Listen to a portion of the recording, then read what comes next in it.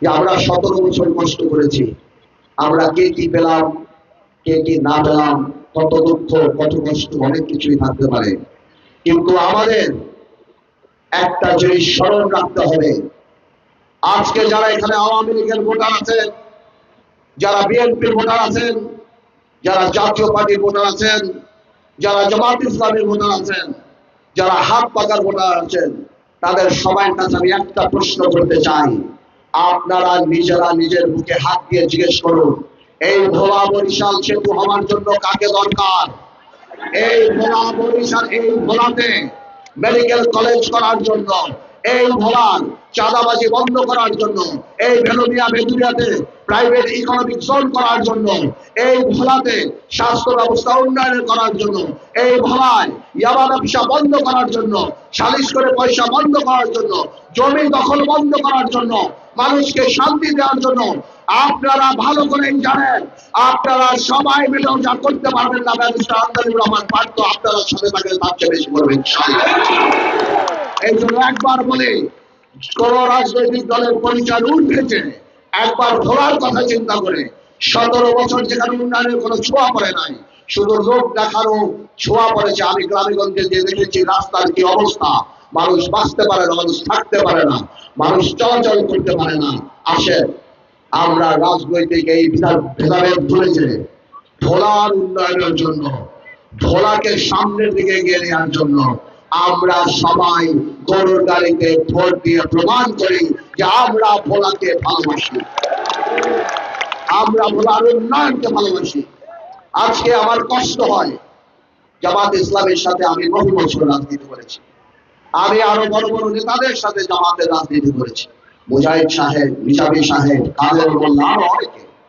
ওনারা আজকে ইন্তেকাল করেছেন। আমি এখন যারা রাজনীতি করছেন জামাতের, আমার চিন্তা করতে কষ্ট লাগে। এই জামাত নাকি কত অর্গানাইজড, এই জামাত নাকি কত প্রশিক্ষণ প্রাপ্ত, কত ভালো, অথচ তারা ধর্ম বিক্রি করে জান্নাতের টিকিট করে বাংলাদেশের গ্রামে গ্রামে যে সাধারণ মানুষের কাছে পৌঁছাচ্ছে। এটা লজ্জার ব্যাপার, এটা দুঃখের ব্যাপার, এটা ধিক্কারের ব্যাপার। আমি পরিষ্কার করে বলে দিতে চাই, আমার মা বোনেরা, জান্নাত জাহান্নামের মালিক আল্লাহ তাআলা। যেই ব্যক্তি আপনার কাছে জান্নাত জাহান্নাম বিক্রি করতে আসবে, ও দাজ্জাল।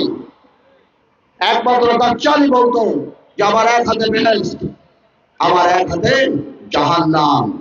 আর আমার প্রাণপ্রিয় হযরত মুহাম্মদ সাল্লাল্লাহু আলাইহি ওয়াসাল্লাম বলতো, ওর বেহেশত আসলে জাহান্নাম, ওর জাহান্নামই বেহেশত।